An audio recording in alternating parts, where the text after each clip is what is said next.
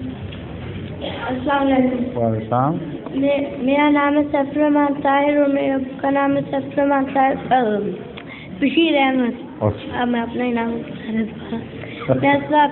میرا سوال تھا کہ وہ ہم نماز عربی میں کیوں پڑھتے ہیں, یہ پاکستان میں کیوں نہیں پڑھتے نماز؟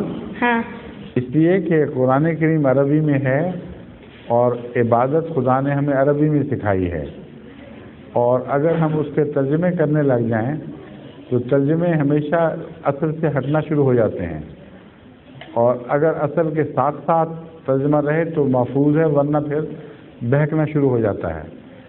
تو خطرہ یہ ہے کہ نماز تمہاری کچھ اور کچھ کا کچھ نہ بن جائے کہیں. چنانچہ اسماعیلیوں نے یہ تجربہ کیا ہے اور بڑا سخت نقصان پہنچا ہے. ان کے جو لیڈرز تھے انہوں نے گانوں کی شکل میں قرآن اور عبادت وغیرہ کے ترجمے کیے, اور اب ان کا مذہب بھی بدل گیا ہے. وہ نماز چھوڑ بیٹھے ہیں, وہ وہی گانے گانے لگ گئے ہیں. اس لیے خطرناک بات ہے کہ اصل کو چھوڑ کر ترجموں پر انحصار کیا جائے. پھر ساری دنیا میں مسلمانوں کو ایک وحدت میں بنانا ہے, اور ساری زبانیں بیک وقت تو نہیں پھر بولی جا سکتی.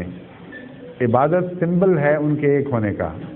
حج پر سب اکٹھے ہوتے ہیں, تو کتنی زبانوں میں عبادت ہوگی حج پر؟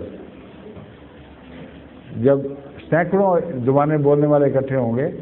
اس لیے بہتر ہے کہ اتنا بڑا کنفیوژن پیدا کرنے کی بجائے ایک زبان کو اسٹک کرو, اس کا ترجمہ سمجھ لو, اور خود تمہیں پتہ رہ جائے میں کیا کہہ رہا ہوں. یہ سب سے اچھا طریقہ ہے. شکریہ.